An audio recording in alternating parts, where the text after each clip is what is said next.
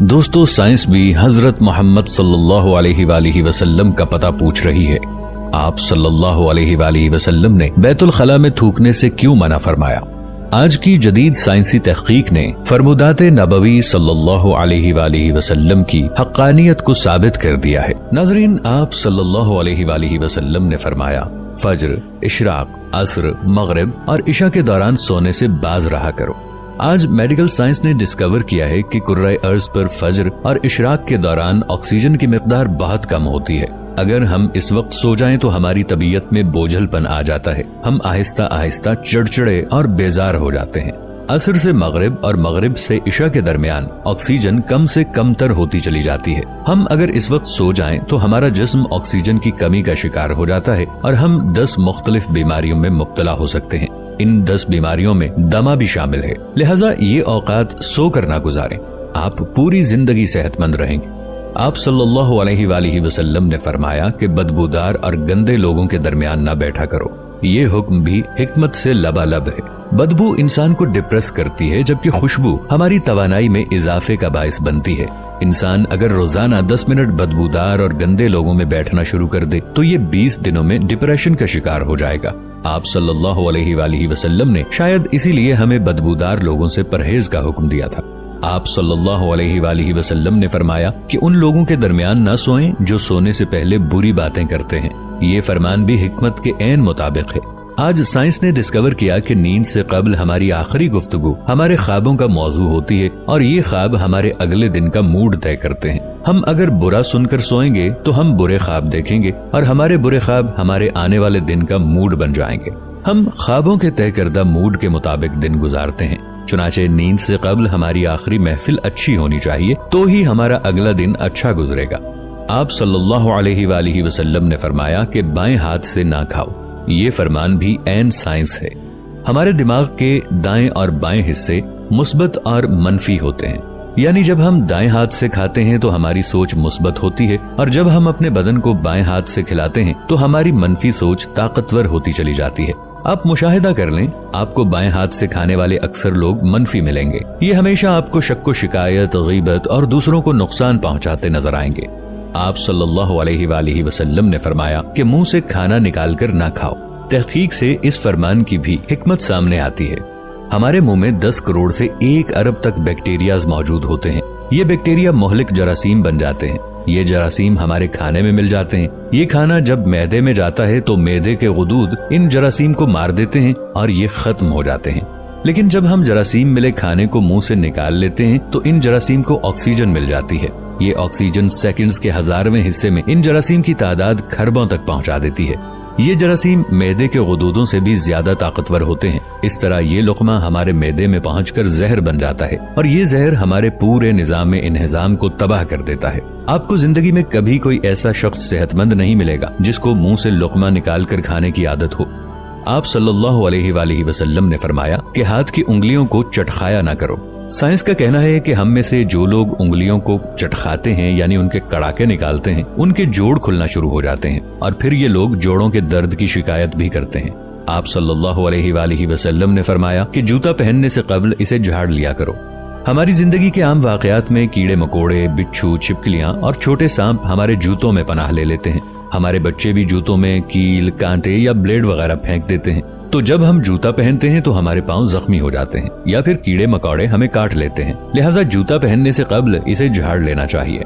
आप सल्लल्लाहु अलैहि वआलिहि वसल्लम ने फरमाया कि नमाज के दौरान आसमान की तरफ ना देखो। ये फरमान भी दुरुस्त है।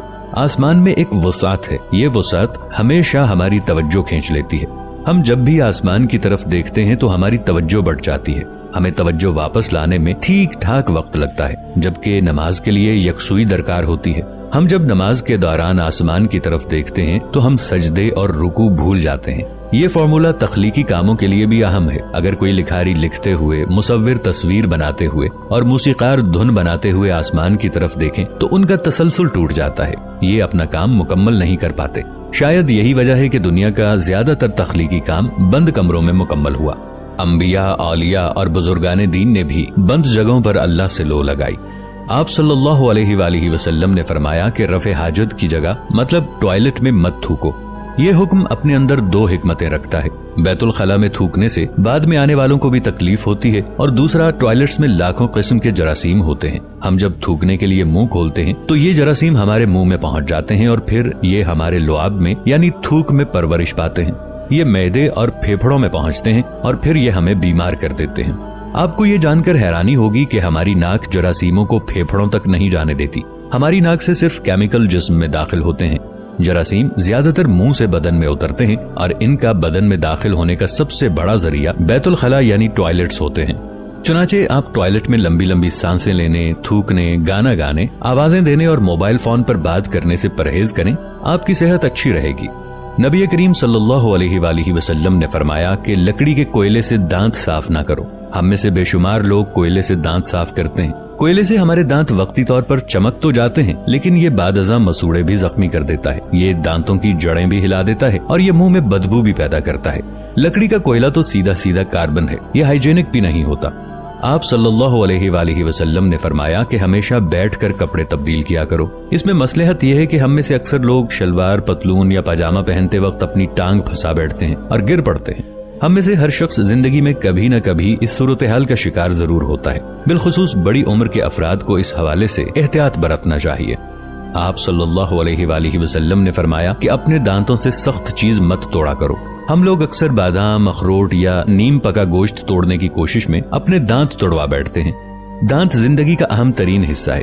शायद इसीलिए आप सल्लल्लाहु अलैहि वसल्लम ने दांतों को सख्त चीजों से बचाने का हुक्म दिया। नाजरीन, नबी करीम सल्लल्लाहु अलैहि वसल्लम ने सारी जिंदगी सादगी से गुजारी। रहन सहन में सादगी, ओढ़ने बिछोने में सादगी, लोगों के साथ मेल जोल और रख रखाव में सादगी। आप सल्लल्लाहु अलैहि वसल्लम के घर पर कई कई दिन का फाका हो जाता। एक मौके पर हजरत फातिमा रज़ियल्लाहु अन्हा बारगाह नबुव्वत में रोटी का टुकड़ा लेकर हाजिर हुई। आप सल्लल्लाहु अलैहि वसल्लम ने पूछा, ये क्या है? कहा, ये रोटी है जिसे मैंने पकाया है। दिल ने गवारा न किया कि आपको छोड़कर खा लूं, इसलिए ये लेकर हाजिर खिदमत हुई।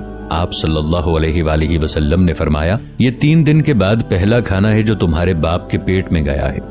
कभी आप सल्लल्लाहु अलैहि वसल्लम के दस्तरखान पर 2 किस्म के खाने जमा न हुए।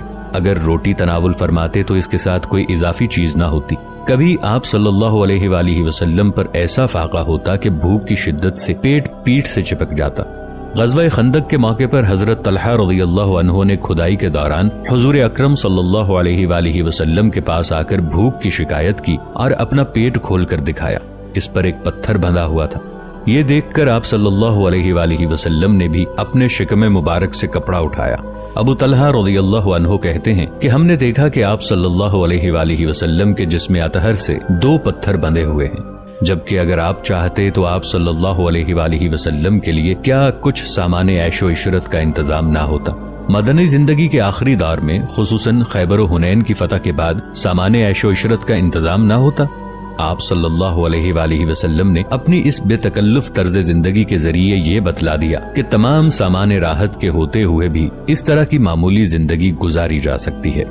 दोस्तों, वीडियो अच्छी लगने की सूरत में इसे लाइक और शेयर जरूर कीजिएगा और चैनल को सब्सक्राइब भी कर लीजिएगा। मिलेंगे एक नई वीडियो के साथ, तब तक के लिए अल्लाह निगहबान।